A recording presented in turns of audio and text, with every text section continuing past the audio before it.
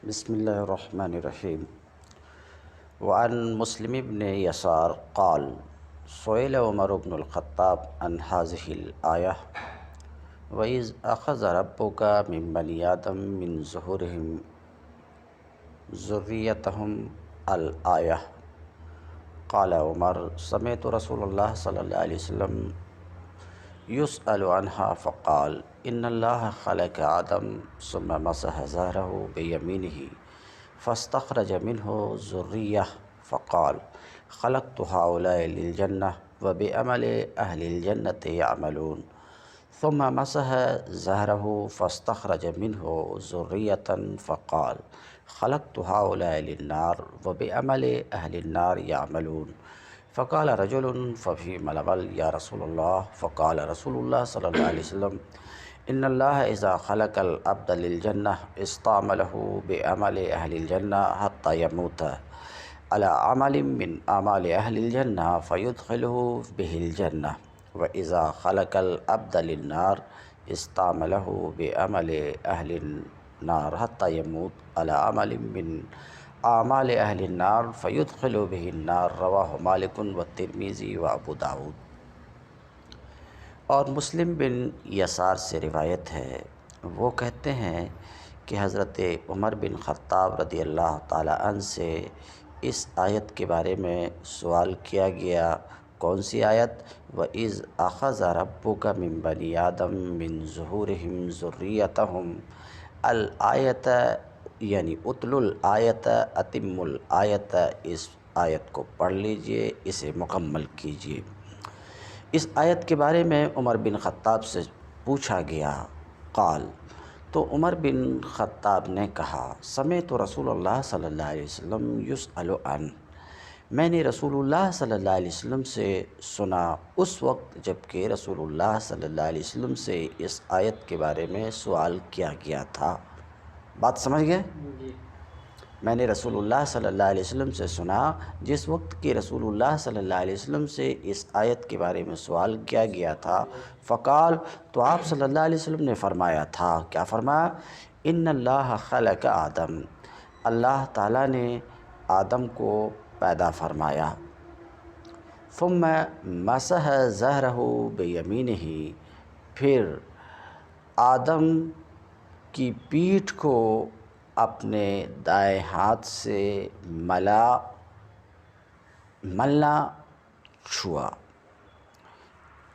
دو جملہ ہے. نمبر ایک، اللہ تعالیٰ نے آدم کو پیدا کیا، ہو گیا. دوسرا جملہ، آدم کی پیٹھ کو اپنے ہاتھ سے ملا، یمین دایاں ہاتھ. بات سمجھ رہے؟ مگر میں بارہا کہہ چکا ہوں کہ اللہ تعالیٰ جسمانیات سے پاک ہے، تو اپنے دائیں ہاتھ سے چھوا، ملا، ٹچ کیا.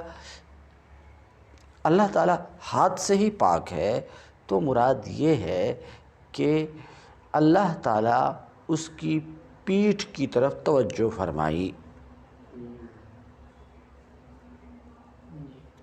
بات آپ سمجھ رہے ہیں؟ اللہ تعالیٰ اس کی پیٹھ کی طرف توجہ فرمائے. ثم مسح ظہرہ بیمینہ، پھر اللہ تعالیٰ نے اپنے یمین یعنی دائیں ہاتھ سے ان آدم کی پیٹھ کو ملا. فاستخرج منہ ذریہ، تو آدم کی پشت سے ایک ذریت کو نکالا.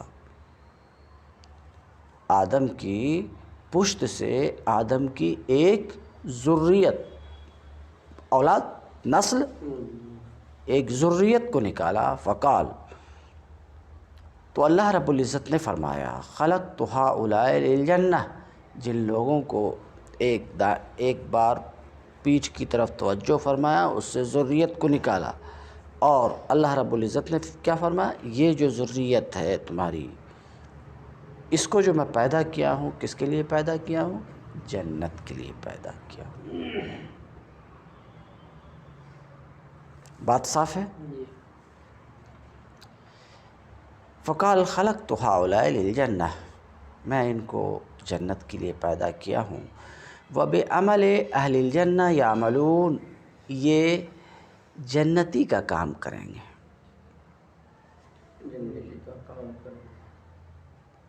ان کو جنت کے لیے بنایا ہوں اور یہ جنتی کا عمل کریں گے. سمجھ رہے ہیں؟ ثم مسح ظہرہ، پھر اللہ تعالیٰ نے آدم کی پشت کو ملا یا چھوا تو اس سے ایک ذریت کو نکالا اور فرمایا خلقت ہؤلاء للنار، ان کو میں جہنم کے لیے پیدا کیا ہوں. ان کو میں جہنم کے لیے. دو بار توجہ ہوئی، ایک بار ایک ذریت کو نکالا اور فرمایا کہ اس کو جنت کے لیے پیدا کیا ہوں، ایک بار ایک ذریت کو نکالا اور فرمایا کہ ان کو جہنم کے لیے پیدا کیا ہوں. خلقت ہؤلاء للنار، میں ان کو جہنم کے لیے پیدا کیا ہوں. وبعمل اہل النار یعملون، اور یہ جہنمی کا کام کریں گے، ان کے اعمال جہنمی کے ہوں گے. فقال رجل ففیما العمل، یہی جملہ توجہ کا حامل ہے.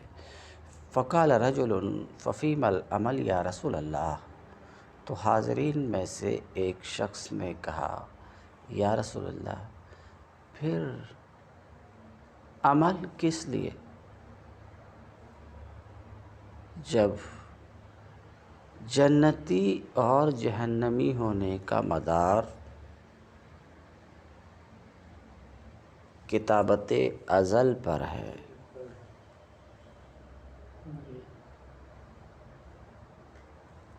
تو عمل کا پھر کیا فائدہ؟ بات آپ سمجھ رہے ہیں؟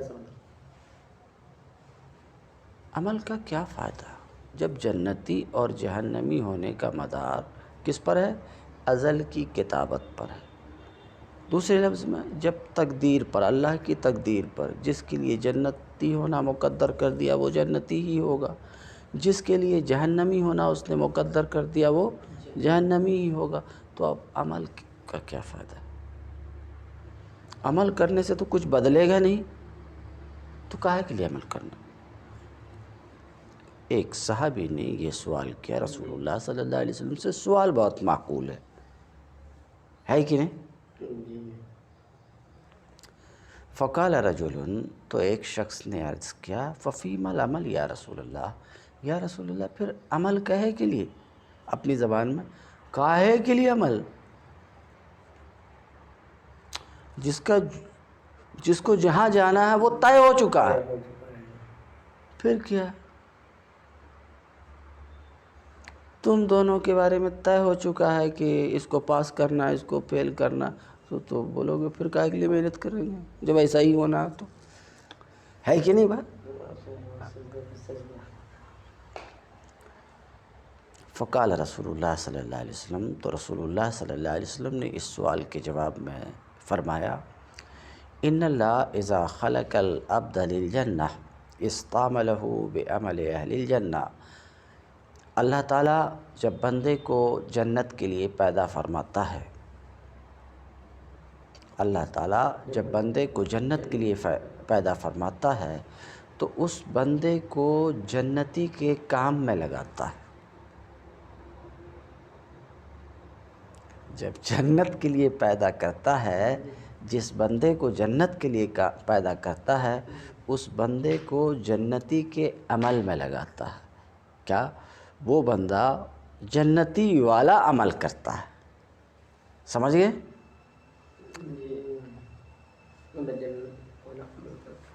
یعنی ایسا عمل کرتا ہے جو عمل جنت تک پہنچاتا ہے. بات آپ سمجھ رہے ہیں؟ تو اللہ کے رسول صلی اللہ علیہ وسلم نے فرمایا کہ جب اذا خلق العبد للجنہ، اللہ تعالیٰ جب بندے کو جنت کے لیے پیدا فرماتا ہے تو اس کو جنتی کے کام میں لگاتا ہے. یہ جملہ سمجھ میں آیا آپ کو؟ جنتی کے کام میں لگاتا ہے، یہاں تک کہ اس کی موت آتی ہے جنتی کے اعمال میں سے کسی عمل پر. اس کا خاتمہ ایسے کام پر ہوتا ہے جو کام جنتی کا ہوتا ہے، جو کام جنت تک پہنچانے والا ہوتا ہے. بات آپ سمجھ رہے ہیں؟ فَيُدْخِلُ بِهِ الْجَنَّةَ، تو اس عمل کی وجہ سے اللہ تعالیٰ اس کو جنت میں داخل کرے گا۔ وَإِذَا خَلَقَ الْعَبْدَ لِلنَّارِ، اور اللہ تعالیٰ جب بندے کو نار کے لیے پیدا کرتا ہے، ٹھیک ہے، نار کے لیے پیدا کرتا ہے تو جہنمی کے کام میں اس کو لگاتا ہے۔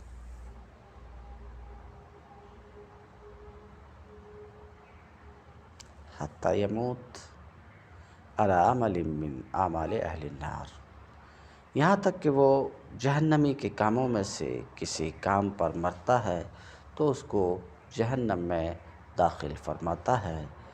رواہ مالک والترمذی وابو داؤد، اس کی روایت امام مالک اور ترمذی اور ابو داؤد نے کی ہے۔ بات آپ سمجھ چکے، مسئلہ کیا ہے وہ آپ سمجھ چکے۔ اللہ تعالیٰ فعال لما یرید ہے، قرآن میں ہے، جو وہ چاہتا ہے وہ کرتا ہے۔ بات آپ سمجھ رہے ہیں؟ اس کو اس کے ارادے سے روکنے والا کوئی نہیں ہے۔ بات سمجھ رہے ہیں؟ اب رہی بات یہی سوال کہ جب یہ طے پہلے ہو چکا ہے کہ کسے جنت میں جانا ہے کسے جہنم میں جانا ہے، تو ہم کیوں تکلیف برداشت کریں، اپنی لذتوں سے دور رہیں اور عبادات کے لیے، اللہ کے احکام بجا لانے کے لیے ہم تکالیف کیوں برداشت کریں؟ اگر ہماری قسمت میں فکس ہے جنت میں جانا تو ہم جنت ہی میں جائیں گے۔ یہ بات صحیح ہے کہ طے ہے، اور جو طے ہے اس کے خلاف نہیں ہوگا، یہ بات صحیح ہے، مگر ہماری تقدیر میں کیا طے ہے وہ ہمیں نہیں معلوم ہے۔ وہ اللہ کو تو معلوم ہے مگر ہمیں نہیں معلوم ہے۔ تو ہم میں سے کون ایسا شخص ہے جو جہنم میں جانا پسند کرتا؟ ظاہر ہے کہ کوئی نہیں، مگر کون کہاں جانے والا ہے وہ کسی کو پتہ نہیں ہے۔ تو اللہ کے رسول صلی اللہ علیہ وسلم نے ایک نشانی بتایا۔ کیا نشانی بتائے گی؟ کہ جو جنت میں جانے والا ہوتا ہے اللہ تعالیٰ اس کو جنتی عمل میں لگاتا ہے۔ بات سمجھ رہے؟ تو اگر ایسا عمل آپ کر رہے ہو جو جنتی عمل ہے تو آپ سوچ سکتے ہو کہ اللہ تعالیٰ آپ کو جنت میں داخل فرمائے گا۔ بات سمجھ میں آ رہی ہے آپ کے؟ بات سمجھ میں آ رہی ہے؟ غیر مسلم اگر جنتی کام کرے تو ظاہری میں جنتی کام کو غیر مسلم کیا تو؟ دیکھو بیٹا، یہ مسئلہ جو بول رہے ہو،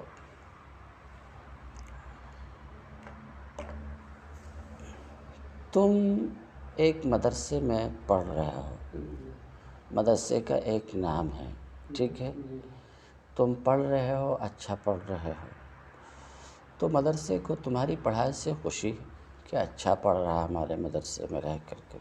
بات سمجھ رہے؟ اچھا، اور تم پڑھائی مکمل کرو گے تو مدرسہ ایک سرٹیفکیٹ بھی دے گا، تم کو دے گا، سمجھ رہے؟ اس کے برخلاف ایک دوسرا لڑکا ہے جو اس مدرسے میں نہیں پڑھ رہا، حالانکہ وہ پڑھ رہا ہے، اچھا پڑھ رہا ہے، خوب اچھا پڑھ رہا ہے، مگر یہ مدرسہ اس کو سرٹیفکیٹ نہیں دے گا۔ بات آپ سمجھ رہے ہیں؟ سرٹیفکیٹ نہیں، کیونکہ اس مدرسہ سے سرٹیفکیٹ ملنے کے لیے ایک دستور ہے اس مدرسے میں پڑھنا۔ بات آپ سمجھ رہے ہو؟ تو اللہ تعالیٰ کے یہاں کوئی بھی عمل مقبول نہیں ہے اللہ پر ایمان لائے بغیر۔ بات سمجھ رہے ہیں؟ اللہ پر ایمان لائے بغیر کوئی عمل مقبول نہیں ہے، بات ختم ہوگی۔ بات آپ سمجھ رہے ہیں؟ تو بہرحال ہماری گفتگو یہ چل رہی تھی کہ یہ طے ہے، مگر طے ہونے کے باوجود عمل کی ضرورت ہے، اچھے عمل کی بات کر رہا ہوں، اچھے عمل کی ضرورت ہے کہ اگر آپ اچھے عمل کر رہے ہیں تو اس کا مطلب یہ ہے کہ آپ جنت کے راستے کے مسافر ہیں۔ کچھ بات آپ سمجھ رہے ہیں؟ جنت کے راستے کے مسافر ہیں، مگر اچھا عمل کرتے کرتے اترانا نہیں۔ ذرا بات سمجھو، یہ حدیث پہلے گزر چکی۔ اترانا نہیں ہے، میں تو بڑا نیکوکار ہوں، دوسرا کیا ہوں، چپ، اترانا نہیں۔ بات آپ سمجھ رہے ہیں؟ اچھا کام کرتے رہنا اور اللہ پاک سے دعا کرتے رہنا، اے اللہ اچھے ہی راستے پر لگائے رکھ آخری وقت تک۔ بات سمجھ رہے ہیں؟ تو ایک انسان اگر اچھا کام کر رہا ہے اور آخری وقت تک اچھا کام کر رہا ہے تو رسول اللہ صلی اللہ علیہ وسلم کے اس فرمان کی روشنی میں اللہ تعالیٰ نے اس کو جنتی کے کام پر لگا دیا ہے، تو اللہ تعالیٰ اس کو جنت میں داخل فرمائے گا۔ یہ میں نہیں کہہ رہا ہوں، بات سمجھ رہے ہیں؟ یہ میں نہیں کہہ رہا ہوں، خود رسول اللہ صلی اللہ علیہ وسلم فرماتے ہیں کہ اللہ تعالیٰ اسے جنت میں داخل فرمائے گا۔ تو سمجھ لو، اندر کی بات تو یہ ہے کہ اللہ تعالیٰ نے طے کر دیا ہے کہ کسے جنتی ہونا ہے، اندر کی بات یہ ہے، مگر بولی نہیں جائے گی اندر کی بات، بولی جائے گی باہر کی بات۔ دستور یہی ہے، طریقہ یہی ہے، بات سمجھ رہے ہیں؟ ذرا بات سمجھو، دستور یہی ہے، طریقہ یہی، اندر کی بات بولی نہیں جائے گی، کبھی بول دیا الگ بات ہے، مگر بولی جائے گی باہر کی بات۔ کیا؟ کہ جو نیک عمل کرے گا اللہ اس کو جنت میں داخل کرے گا۔ تو جنت میں داخل کرنے والا حقیقتاً نیک عمل نہیں ہے، سن لو میں بول رہا ہوں، جنت میں پہنچانے والا حقیقت میں نیک عمل نہیں، حقیقت میں اللہ تعالیٰ ہے۔ جیسا کہ ابھی اندر کی بات سنیں، تم کچھ سمجھ رہے ہو ہماری بات؟ تو حقیقت میں اللہ تعالیٰ ہے، مگر اب حقیقت تو یہی ہے کہ اللہ جسے جنت میں داخل کرے گا وہی جنت میں جائے گا، مگر اس کے لیے علامت بنائی گئی ہے نیک عمل۔ تو اب دخول جنت کی نسبت عمل صالح کی طرف بالکل درست ہے۔ کیوں؟ قرآن اور حدیث میں اس کی نسبت نیک عمل کی طرف کی گئی، والذین آمنوا وعملوا الصالحات فلہم اجر غیر ممنون، اس طرح کی۔ تو جنت کی نسبت کی گئی کس کی طرف؟ نیک عمل کی طرف۔ تو یہ کہنا کہ جو نیک عمل کرے گا وہ جنت میں جائے گا، بات آپ سمجھ رہے ہیں؟ یہ بالکل بجا نسبت ہے، درست نسبت ہے، ایسا بولا جانا درست ہے۔ حج کرے گا جنت میں جائے گا، حج جنت میں پہنچانے والا ہے، نماز جنت میں پہنچانے والی ہے، روزہ جنت میں پہنچانے والا ہے، ماں باپ کی خدمت جنت میں پہنچانے والی چیز ہے، سمجھ رہے ہیں؟ بڑوں کا احترام اور اس کی عزت جنت میں پہنچانے والی چیز ہے۔ یہ بولی بالکل بجا اور درست ہے۔ کیوں؟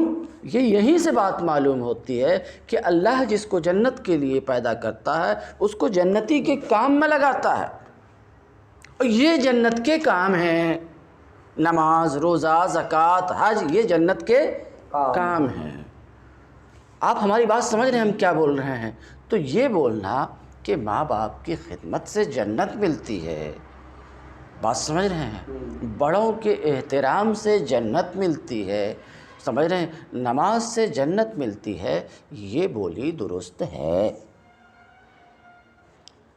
یہ بولی درست ہے، اس حد تک تو بالکل درست ہے کہ جیسے کہ ایک مومن بولتا ہے انبت الربیع البقل، انبت الربیع البقل، موسم بہار نے سبزہ اگایا، موسم بہار نے سبزہ اگایا، بات سمجھ رہے ہیں؟ کہتے ہیں بہار کا موسم آیا، ہر طرف ہریالی آ گئی، بہار نے ہر طرف ہریالی پیدا کر دیا، بولتے نا، بولو با، تو انبات کی نسبت کس کی طرف؟ موسم بہار کی طرف، حالانکہ حقیقت میں اگانے والا اللہ تعالیٰ ہے، مگر جس طریقے سے یہ نسبت صحیح ہے، بس میں اسی طریقے سے عمل کی طرف بھی نسبت صحیح ہے، یہ کہنا کہ نماز جنت میں پہنچاتی ہے، روزہ جنت میں پہنچاتا ہے، جیسی وہاں نسبت ہے ویسی یہاں نسبت ہے۔ درست ہے کہ نماز جنت میں پہنچاتی ہے۔ بات سمجھ میں آئی کہ نہیں؟ سمجھ میں بات آئی؟ تو یہ بولی بالکل اپنی جگہ درست ہے۔ تو اگر کوئی ایسا کہتا ارے نماز پڑھنے سے کوئی جنتی ہوتا ہے، روزہ رکھنے سے کوئی جنتی ہوتا ہے، زکوٰۃ دینے سے کوئی جنتی ہوتا، جنتی تو ہوتا ہے اللہ تعالیٰ کے جنت میں داخل کرنے سے، اگر ایسا کچھ کہتا ہے تو ان سے پوچھا جائے گا کہ آپ کا مطلب کیا ہے؟ یہ سب نہیں کرنا کیا؟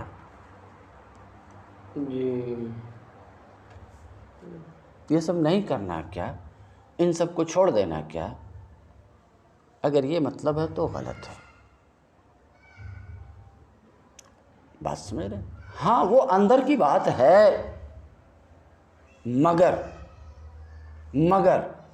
اللہ تعالیٰ نے نماز کو ایک علامت بنایا ہے دخول جنت کی، روزہ کو ایک علامت بنایا ہے، بات سمجھ رہے ہیں؟ اس لیے دخول جنت کی نسبت نماز، روزہ وغیرہ کی طرف درست ہے۔